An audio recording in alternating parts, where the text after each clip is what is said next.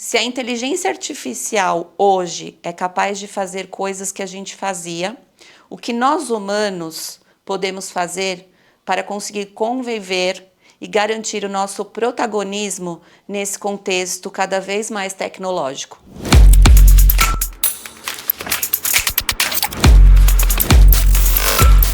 Para falarmos sobre esse assunto, eu estou aqui com o Erival. O Erival é especialista em matemática e em tecnologia educacional, nosso professor, coordenador de área e mais algumas funções aí. E também com a Dani Rosado, nossa professora de educação socioemocional, pedagoga. E aí, gente, primeiro, obrigada pelo tempo de vocês. Eu decidi reunir vocês dois aqui no Honeycast para a gente poder dar exemplos práticos no dia a dia de como a gente está trabalhando com a inteligência artificial e também com o socioemocional aqui no Ranieri e trazer essa relação e a conexão também, né, entre a matemática, o socioemocional e a inteligência artificial, tá? Vamos lá? Vamos lá, é um prazer a gente estar aqui para falar desse assunto que ainda traz bastante incerteza, Bem novo, insegurança, né? Mas é um assunto desafiador e interessante. Fala um pouquinho pra gente, Erival, dessa relação aí da conexão, né? Então, na questão da matemática, além dela ajudar nos algoritmos, né, para que entenda a IA, entenda melhor essa parte humana, a gente também trabalha bastante a questão cognitiva do aluno, então as relações entre o fazer e o entender faz com que a IA ajude no processo. Então ela faz com que o aluno aprenda o caminho desse processo no aprender.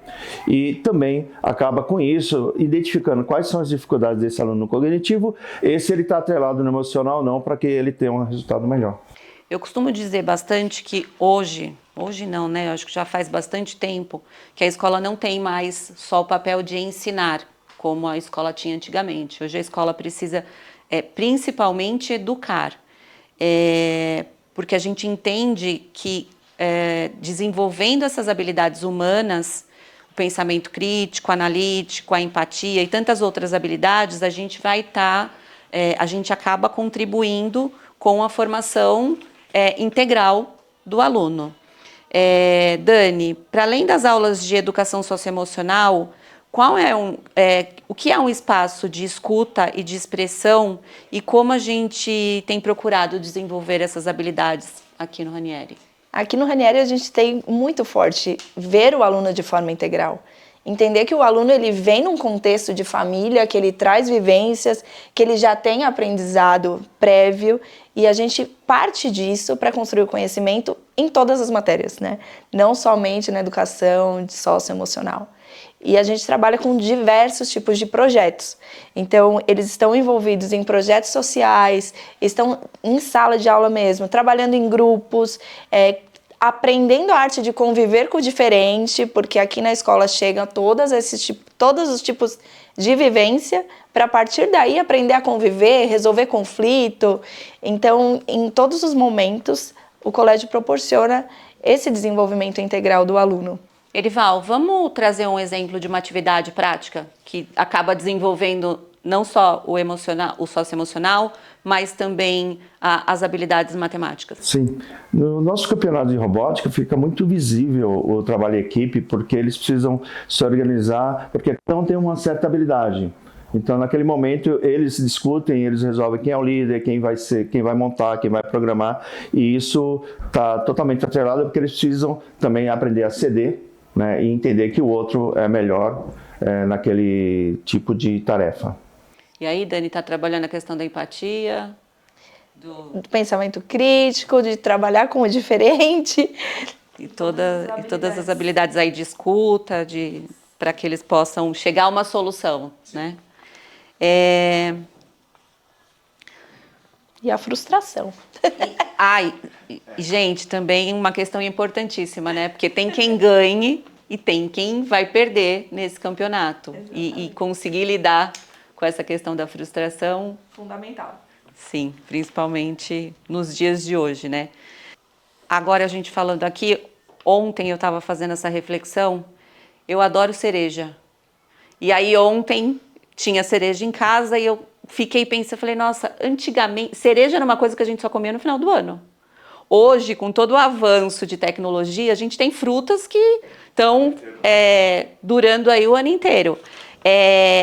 Eu acho que antigamente era mais fácil, o mundo trazia mais oportunidades para a gente a lidar com frustração. Porque, por exemplo, eu poderia ver uma foto de uma cereja e falar, nossa, eu estou morrendo de vontade de comer cereja e eu não vou conseguir comer porque eu vou ter que esperar até dezembro. E eu estou conseguindo comer cereja em pleno mês, aí meio do ano. Né? Que outras atividades a gente acaba tendo no nosso dia a dia para ajudar os alunos nisso? Porque hoje a gente entende que a gente precisa ajudar mais ainda, né? Porque as situações de vida prática que a gente tinha na nossa época, eles acabam não tendo na deles. A questão da tecnologia, por exemplo, no Kahoot, né? A gente nas diversas áreas do conhecimento, a gente aplica bastante, porque o Kahoot é uma disputa entre eles, onde precisa pontuar mais. E aí fica aquela disputa onde automaticamente aparece o ranking, né? E eles acabam aprendendo que eu preciso me preparar melhor para conseguir ranquear melhor, né? Então, existe essa questão de aprender. Ao mesmo tempo que você está trabalhando o conhecimento e o conteúdo, a gente também está trabalhando o socioemocional dele. A gente tem o encontro esportivo, que traz a família para o colégio, e traz a família também para viver esse sentimento de frustração e lidar com isso. Então tem o sentimento da vitória, de vencer, e algo que é muito interessante que os pais sempre comentam, e as crianças também, é como eles se sentem felizes em poder vir para o colégio e jogar na quadra que o filho faz aula. Tem essa integração de família, escola, e como reagir a esses momentos, né? Que é frustrante para a criança, para o pai, que é uma vitória, uma alegria para a criança, para o pai. E ao mesmo tempo eu acho que traz para a criança também, porque a criança muitas vezes ela perde num jogo e ela vai ali na raiva, ela não tem muito controle ainda, né? A autorregulação. E de ter uma oportunidade de enxergar como que o pai age naquele mesmo tipo de situação para servir de exemplo para ela também. Exatamente. E aí, gente, com essa crescente integração de tecnologia nas escolas, que não é uma coisa de hoje, mas que a inteligência artificial agora não vai ter como fugir, né? Todas as escolas vão precisar ir por esse caminho, porque não dá mais para negar que isso está presente nas nossas vidas. É importante também a gente abordar a questão do impacto da tecnologia na saúde mental das crianças e jovens, né? Hoje a gente vive em um contexto preocupante de saúde mental. Um estudo realizado pela Organização para a Cooperação e Desenvolvimento Econômico, que é a OCDE, tendo o Instituto Ayrton Senna como parceiro aqui no Brasil, ele mostrou que as competências socioemocionais, ela tem impacto direto não apenas no desempenho acadêmico dos estudantes, mas também no bem-estar psicológico e no progresso nas diferentes áreas da vida. A gente vê isso muito claramente, né? Às vezes pessoas brilhantes, que em termos de conhecimento têm muito, mas se não tem habilidade socioemocional, acaba não tendo resultado.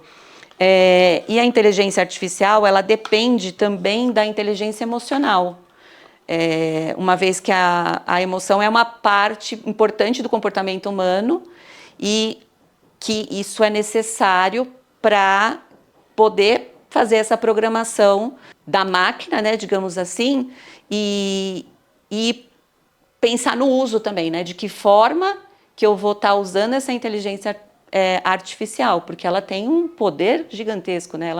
Ela potencializa aí em quantos por cento, Erival? A nossa capacidade de fazer as coisas, porque é assustadora a velocidade, né? Não consegue mensurar isso, porque apesar de alguns anos de estudo já, é muito recente.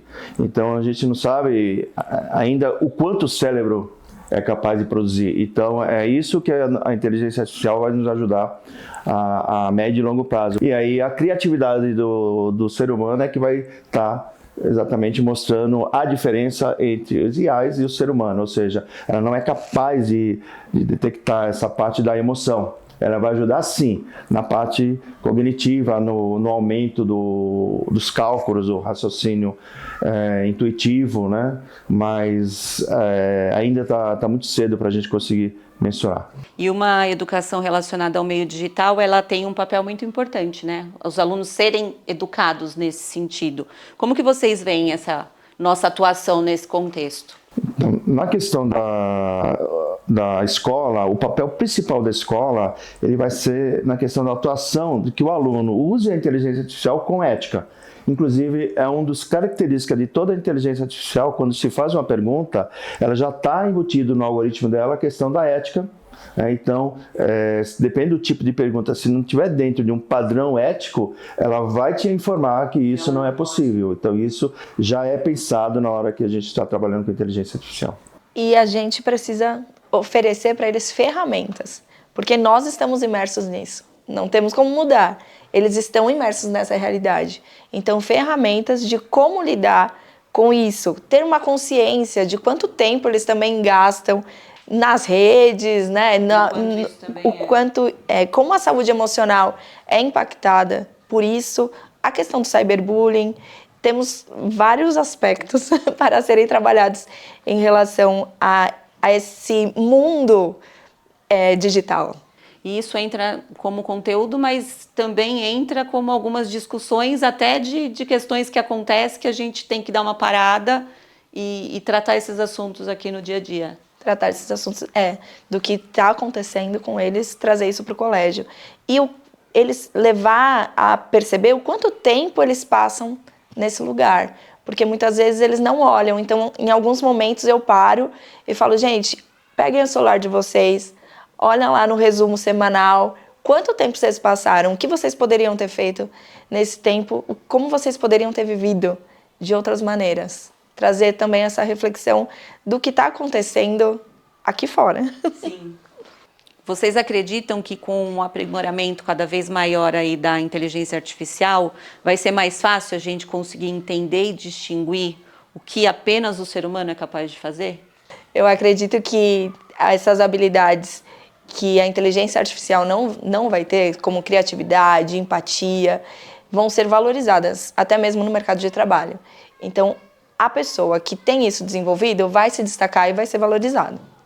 Qual a sua opinião, Erival? Então, eu acho que a IA ela veio realmente para favorecer o aprendizado. A gente precisa entender que não tem como voltar atrás, mas a gente precisa entender também que a IA ela trabalha com algoritmo. Então, muitas das sensações humanas, como a empatia, a emoção, a criatividade, ela não vai poder nunca ser substituída. Sim, a questão do raciocínio lógico, ela é possível sim a IA ajudar, mas a gente percebe que a quantidade de atrativos que existe dentro da mente humana que pode ser desenvolvido, só do ser humano, ele é único. Na verdade, eu acho que tem uma questão aí que a grande sacada para conseguir fazer o uso e isso de fato potencializar, porque ela até pode ajudar a gente a ser um pouco mais criativo, mas desde que a gente saiba fazer a pergunta certa, né? Exatamente, é o mais importante. Não é nem a resposta. Não é somente a resposta. O que é mais importante, a gente tem trabalhado bastante e se aprofundado nisso, é a questão assim, o que a gente quer perguntar para a IA? Porque ela vai te responder das mais variadas formas possíveis. Já fizemos alguns testes, né, que mostram que a mesma pergunta sendo feita por várias pessoas diferentes, ela vai te mostrar resultados diferentes. Então, cabe a nós, o ser humano, fazer essa análise e distinguir o que me serve e o que não me serve. E saber fazer uma boa pergunta para conseguir tirar o melhor dela. Bom, gente, aqui a gente acho que tem essa responsabilidade de cultivar essas habilidades nos estudantes, né?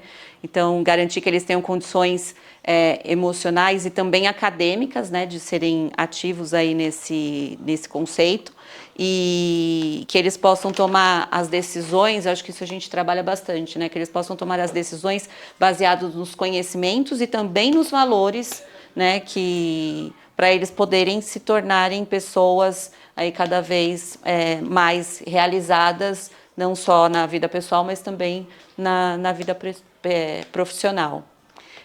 Obrigada pela participação de vocês. Muito bom o nosso bate-papo e vamos realmente nos aprofundar porque esse vai ser o nosso futuro. Continuar aprendendo, né, Erival? Porque a gente está só no começo desse assunto, temos muito que fazer ainda. Obrigada, gente. Nos sigam no nosso canal do YouTube, na nossa conta do Instagram e também no Spotify. Vocês podem contribuir com as pautas do Honeycast enviando sugestões aqui nos comentários. Obrigada e até a próxima!